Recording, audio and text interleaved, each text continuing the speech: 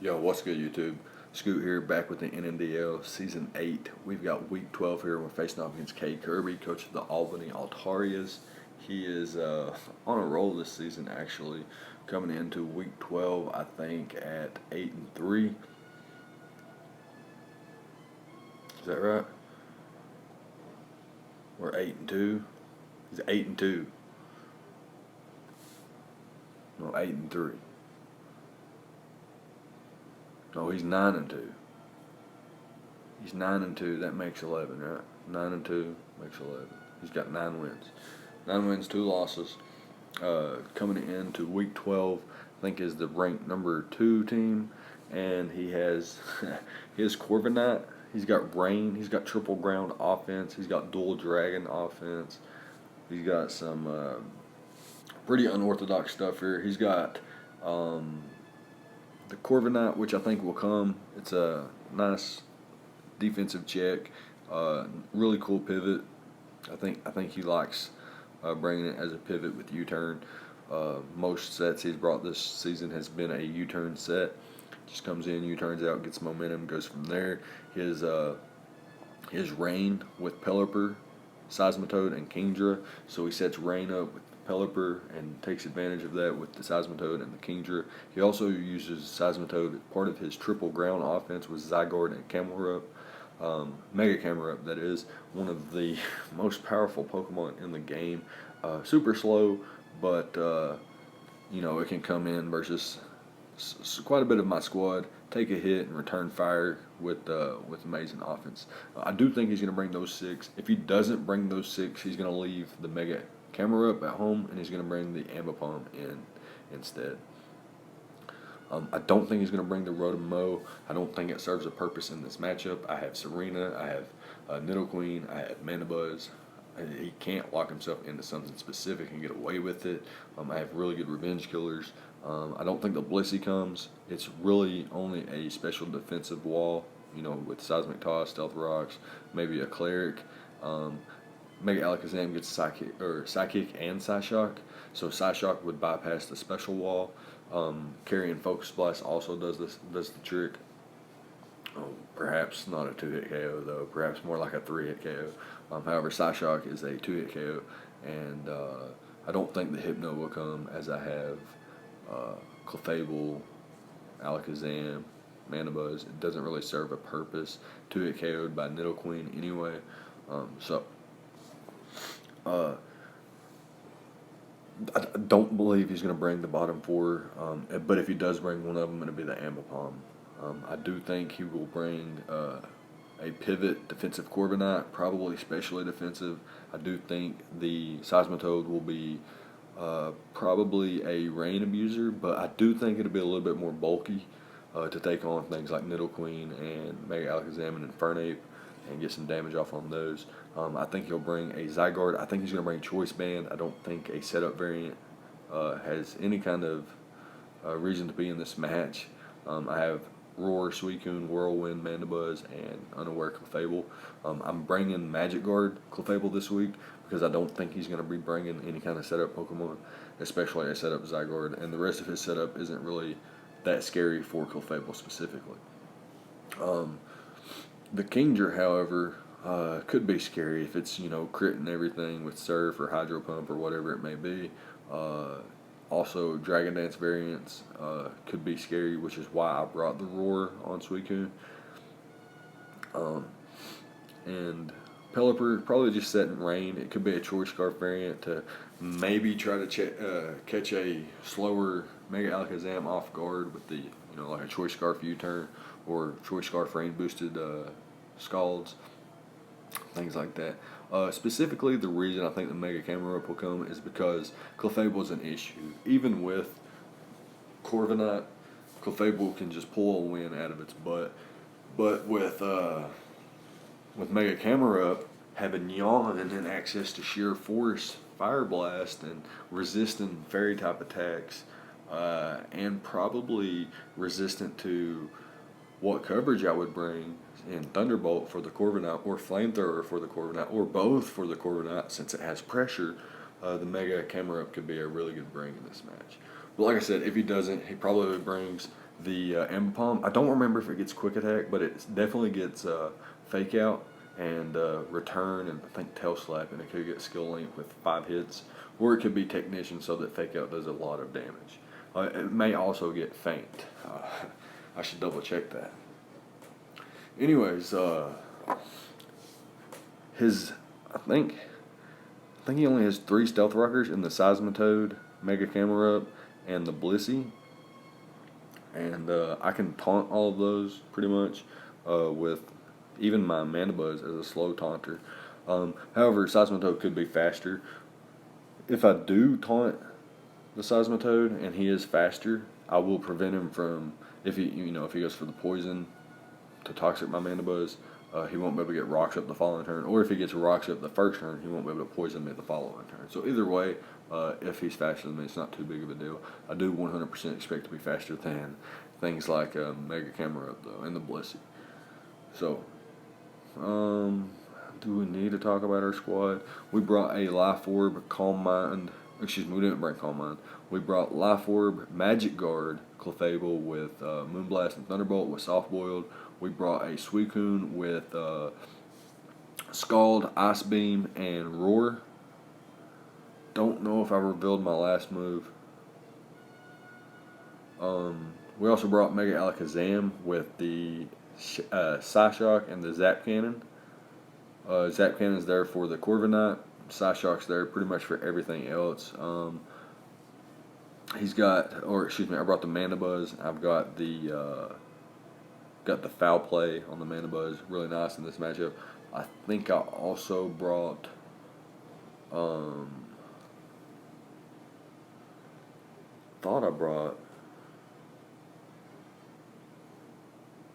No, I didn't bring hazards on Nidoqueen or my Clefable.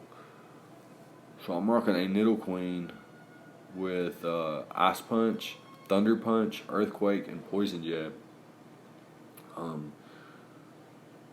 Decent set for me. Kind of had to skip out on rocks, which is kind of unfortunate for me, but it was worth the trade-off to have 4 attacks that would literally obliterate his team.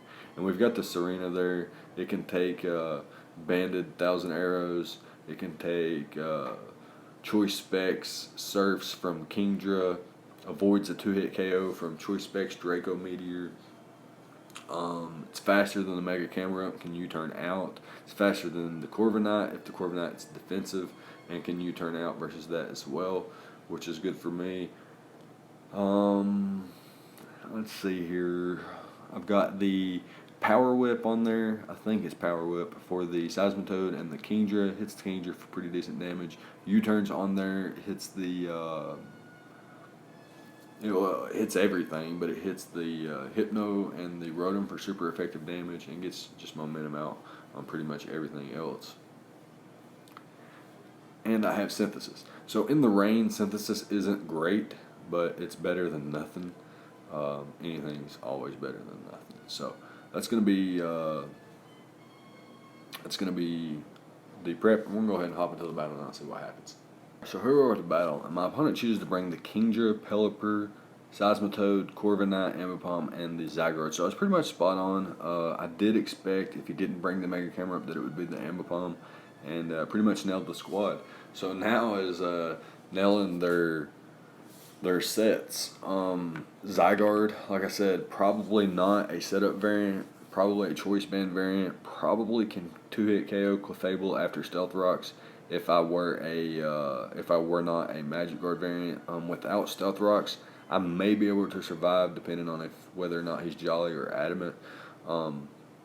He could be, like I said, if he is banded, he may not be banded. He might want to switch up his moves with maybe something that makes it look like he's banded, such as the ground plate, not the ground plate, but the soft sand.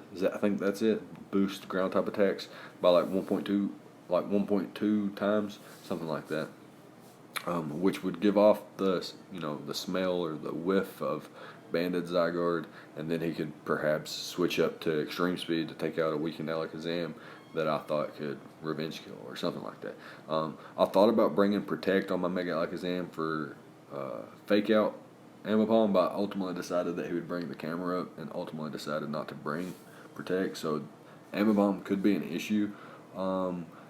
And his only stealth rocker in this match is the Seismitoad. So if he does have rocks, it's going to be on the Seismitoad, and perhaps the presence of my Serena switching in and just rapid spinning will prevent him from getting up rocks himself. That being said, I figured he was just going to lead off with the Ambipom and click fake out. So I'm not necessarily wanting to, anything to take that damage and not return fire at a high output. So I'm just going to lead off with my Mandibuzz and click foul play, see what my opponent wants to do here.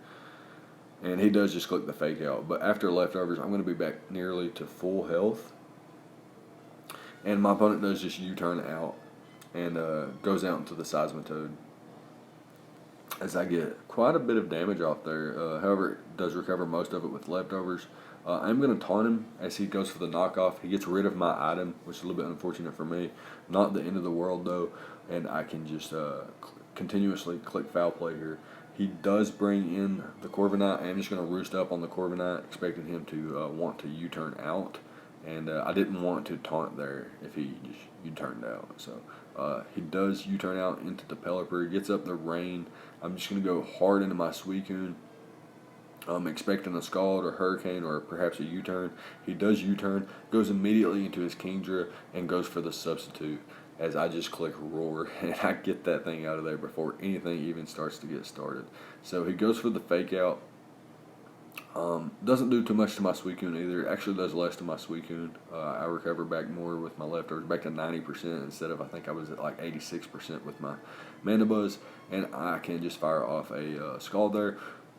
Predicting him to just probably want to go for the U-turn. I didn't think he would stay in there and take a rain boosted Scald. I'm going to go into my Clefable because it gives me a little bit more of a favorable matchup versus so if he U-turns on my Suicune, he's more than likely going to go back out to the Pelipper or the Seismitoad, and U-turning on my Clefable gives him only one other option, which would be the Corviknight, in which I'm not too scared of because I do think it's just going to be a U-turn and pivot. So he goes out to the Seismitoad, and this is a great opportunity for me to start weakening this thing down if it is bulkier like I thought it would be. And the way it takes these foul plays and these Moonblasts, it does seem to be a little bit bulkier, and it may not even be Swift Swim. It may be like Poison Touch or something. So I'm just going to continuously get damage on this thing, try to weaken it. He gets up his Stealth Rocks, and as we start to get low here, I'm going to Soft Boiled up and get my health back to a reasonable percentage there. I'm back up to 96%, which is really great for me. And he brings in the Pelipper, I suppose maybe just to get rain back up. I'm immediately going to go for the Thunderbolt here and knock out the Pelipper. He does switch into his Corviknight, predicting that, maybe scouting for it. Reveals the Walk-On Berry or the Wakan Berry there and takes no damage. I continuously fire off Thunderbolts though. Despite the pressure ability, I do want to leave this thing at a weakened state, predicting it to U-turn out eventually. So he does go out to the Ambipom here. I can just Moonblast at this range. Perhaps at 66%, it's best for me to just soft boiled up. But maybe getting damage off on the Ambipom was the better play for me. So had he U-turned actually into anything else, taking a Moonblast, probably wouldn't have been good for it. So going into the Corviknight actually makes a lot of sense there. Just going to continue to fire off Thunderbolts. He does reveal Brave Bird to be like probably his best move to hit my Clefable, which is going to be taking recoil damage on him as well. That's really nice for me since this thing's so damn bulky and has the pressure stall or the pressure ability.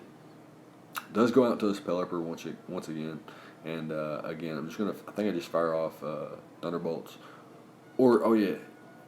wanting to preserve a little Thunderbolt, I'm just going to go for the Moonblast there, soft boiled up here, and hopefully he's going to roost as he does, and what I can do is Thunderbolt on his U-turn. I could also just switch out, which is what I'm going to do here, is predicting him to U-turn, or perhaps Brave Bird, which is what he does go for. It does quite a bit of damage to my Suicune.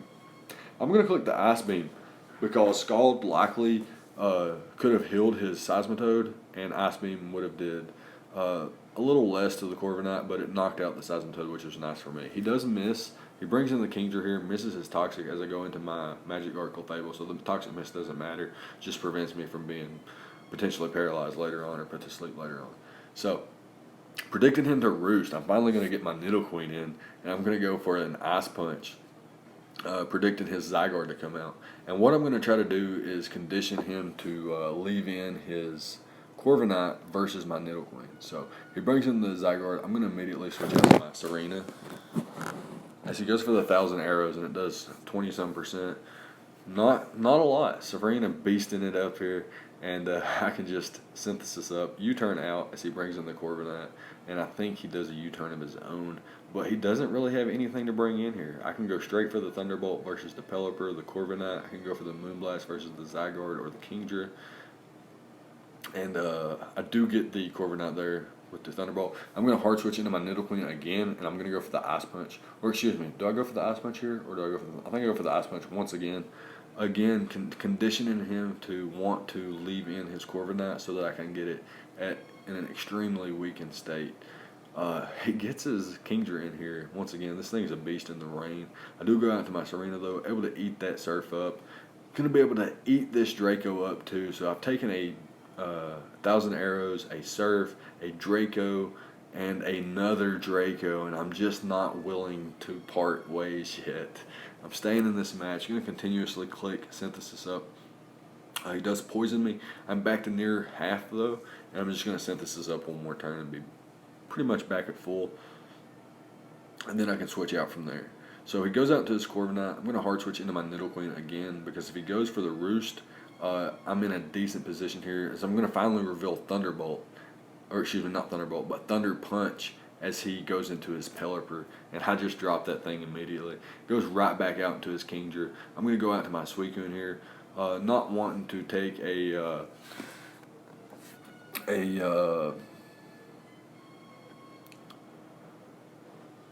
Surf with my Nidoqueen, and as he goes for the Surf there, it does 21%, so he's going to be able to 2-hit KO my Suicune here, so I don't think I actually want to leave it in and allow it to, I don't want to switch out to something else and allow something else to take a Rain Boosted Surf. So he does go for the Draco Meteor, in which I could have switched out to my Clefable. Here I am going to switch out to my Clefable. And since I'm a Magic Guard, I am aware of his special attack drop, and the Surf doesn't do that much even with the Rain Boost. I'm just going to start firing off Scalds here again. I get the Para on the Corviknight. So after about 15 or 20 Thunderbolts, I finally get a Para. He is actually going to get full paralyzed as I switch into my Nidoqueen. I'm not sure what he was going for there, but it allows me to get a free Thunderbolt or a Thunder Punch off, as I do reveal that I want that damage off on the Corviknight. So at this point, I'm noticing that getting that Thunder Punch damage off on Corviknight is more important than getting the Ice Punch damage off on the Zygarde. So yeah, I'm just going to hard switch into my Nidoqueen again and try to do the same thing. As my opponent goes into the Kingdra again, I do click Ice Punch that turn, as he roosted up, so I assumed that he wanted to preserve that thing. And I'm going to go out to my Serena here. And at this point, at 49%, I actually can't survive a Draco Meteor. I maybe could have switched out into my Clefable there, but I didn't want to take a Surf, and Clefable is pretty important in this matchup still. So, go out to my Alakazam here, and I'm just going to click the Psyshock. He goes out into his Corviknight. I get a critical hit here, so regardless, I was going to click Zap Cannon, but I miss. Unfortunate for me, but Mega Alakazam's been blind all season, and this looks like it's going to cost me another match. So he cost me my match against Tezzy, missing Focus Blast against Excadrill, and now he's looking like he's going to cost me another one here, missing the Zap Cannon versus the Zygarde. So he brings in the Zygarde, clicks the Extreme Speed, looks to be Choice Banded. I do sack off my Nidoqueen there, go into my Mandibuzz here, and what I'm wanting to do is click Foul Play as he goes out into the Corviknight. What I can do now is taunt the Corviknight, prevent it from roosting up, and then roost up myself, as he probably goes for Brave Bird or a U-turn. But he does get paralyzed, actually, so I'm going to click Taunt once again as he goes for the U-turn this turn. So really nice for me for him to get paralyzed and whatnot, especially after the miss. and then he misses the toxic. But again, that's not going to matter because I'm Magic Guard, and what I can do here is just soft boiled up. And since this thing is paralyzed, I will 100% outpace. I think I was outpacing it regardless, and I can knock him out with the Thunderbolt there. So finally get rid of the Corviknight. I think that was literally my last Thunderbolt as well. What I'm going to do here is go into my Mana Buzz. I know I can eat up any attack because this thing's not choice banded, and I'm going to roost up and try to get back to full health. He brings in the Kingdra, and what I don't want is my Mana Buzz to be poisoned, so I'm going to go out into my Clefable and just start firing off some Moonblast. So this is actually a favorable matchup for me as he goes for the Surf behind the sub. I'm going to break the sub, and then what I can do is just soft boil it up on the following turn and then fire off a Moonblast. So he goes out into the Ambipom, clicks the Fake Out. Based on the Fake Out damage and this Tail Slap damage, he's not going to be able to 2-hit KO me. And he only gets 3 hits, so he's not Skill Link, which was very interesting. So he must be Technician. I'm not sure if he needed to be Technician for this matchup. I'm not sure if Fake Out needed to be boosted to put Alakazam in range of other things. He could have also been a Focus Dash variant. So he does miss quite a few Tail Slaps there, and I'm able to knock him out with my Clefable, which leaves my Clefable at full. Had he not missed, I would have been around 50-some%, and around 56, 57, but he does 51 for 1,000 arrows, so it really wouldn't have mattered. He would have only been able to 2-hit KO me regardless. He wouldn't have been able to OHKO me. I'm able to revenge kill the Zygarde with the Psyshock, and I'm going to be able to knock out the Kingdra with the Psyshock. So we're going to actually pick up a 2-0 victory after thinking we were losing after we missed the Zapcan. So yeah, really good game to Kirby. That was a really fun one. He pretty much brought the squad I thought he would bring outside of the Ambipom. I was on the fence about it. It could come. He did bring the set that I think he would bring if he brought it. Obviously, I don't know as an item, but everything else was pretty much spot on. And the Seismitoad was kind of problematic.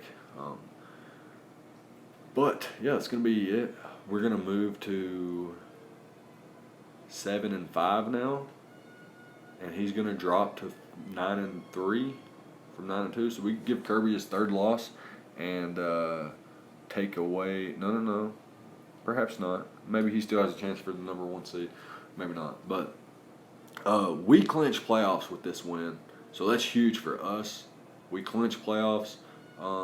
We are guaranteed top 8. However, seeding's not guaranteed. We could be anywhere from like 5th, 6th, 7th, or 8th once it's all said and done. But we are guaranteed to make playoffs with this win, so give it up for us. But yeah, it's going to be live, like, comment, subscribe, all that good stuff, and I'll see you guys next time.